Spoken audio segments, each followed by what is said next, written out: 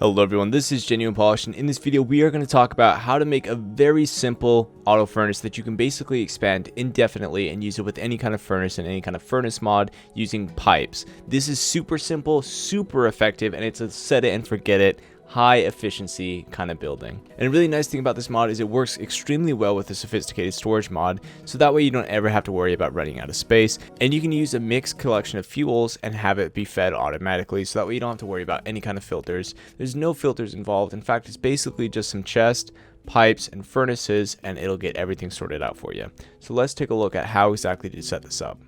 On screen is everything that you're going to need for the build, and for a quick rundown on pipes and furnaces, the top is the input for the ore, any of the sides will connect to the fuel, and the bottom connects to the output. So it's a really important thing to know, and if you want to determine whether or not a side is an input or an output, all you have to do is crouch and right click with the pipe wrench to make it an output, or just leave it as it is for an input, or click one more time to completely disconnect it from the object. That's going to be really useful to know and really important for this build. Let's get started. So first off, let's go to where you're going to place your chest. This is just going to be the ground floor of your building, or just anywhere that you're going to decide that you want to have access to all of your inputs and outputs, probably wherever your storage is and the rest of your workbenches. So now that we have our three chests, our input, our fuel, and our output, it's time to go work on the pipes. So the pipes are really simple. First off, we have our input. So to place the pipes, just crouch so that way you don't open the chest. And then while using the wrench, crouch and right click to make it so the chest outputs into whatever the chest connects to. And while we're here, we can just go ahead and throw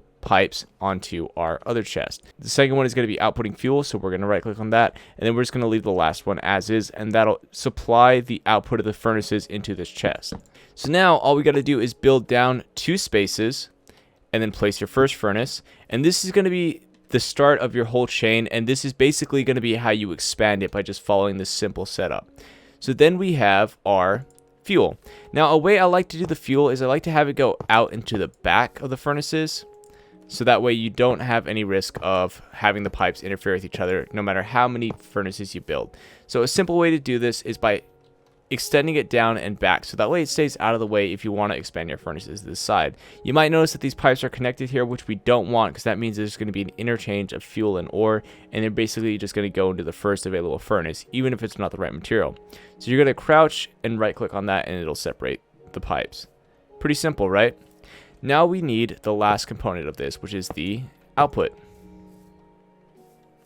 So again, what I like to do is I like to go down and around, so that way it can connect to the output chest. And you'll notice that we're going to be connecting a lot of ores, so keep your chest empty until you're done with this.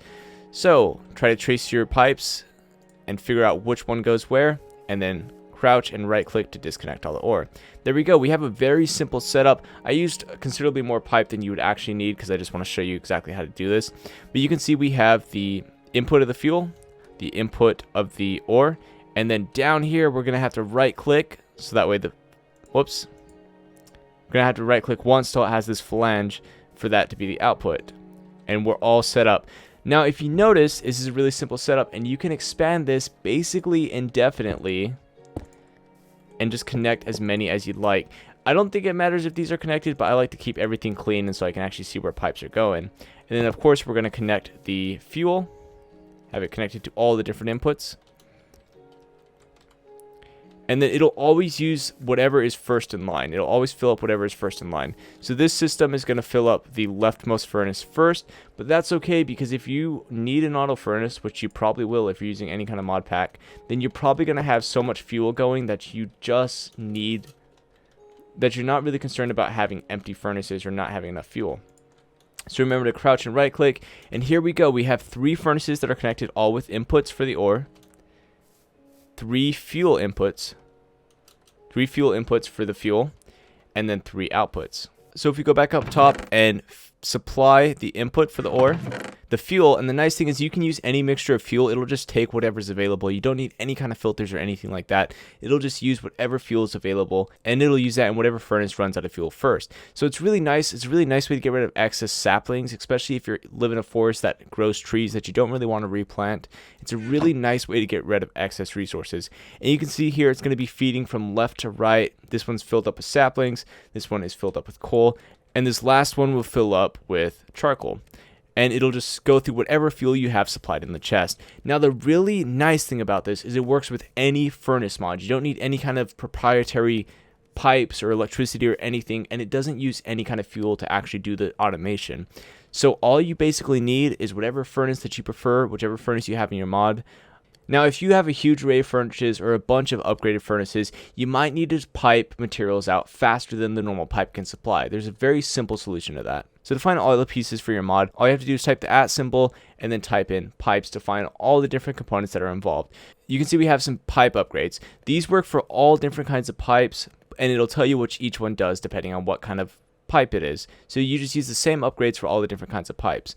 So this one is 8 items per 15 ticks, 16 items per 10 tick, 32 items per 5 ticks, and 64 items per tick. So they jump up ridiculously fast in speed.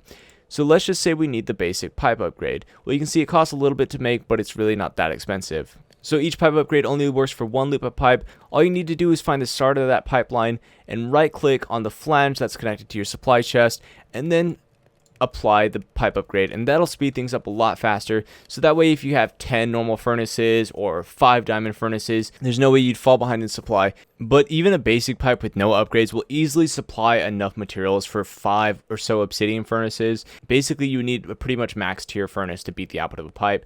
And if you're at the point where you need an array of all the Modian furnaces, then you can probably afford the more expensive pipe upgrades. But there you have it. There is the very, very simple automated furnace that just uses the pipes mod. And if you combine this with sophisticated storages and upgrade your chest, you're never going to run the risk of having any kind of bottleneck. Just make sure you upgrade your pipes once you have endgame furnaces. What I really like about the setup is it's so simple. You can basically throw this down in the first 15 minutes of the game, and then all you need to do is just upgrade the furnaces and keep adding on to it. And you can basically have this thing running and being useful for basically the entire time you play the game. I really like set it and forget it kind of setups, and this is perfect for that. Alright everybody, that's going to be it. If you liked it, please make sure to like, comment, and subscribe. I appreciate all the support, and stay tuned for some more videos coming your way.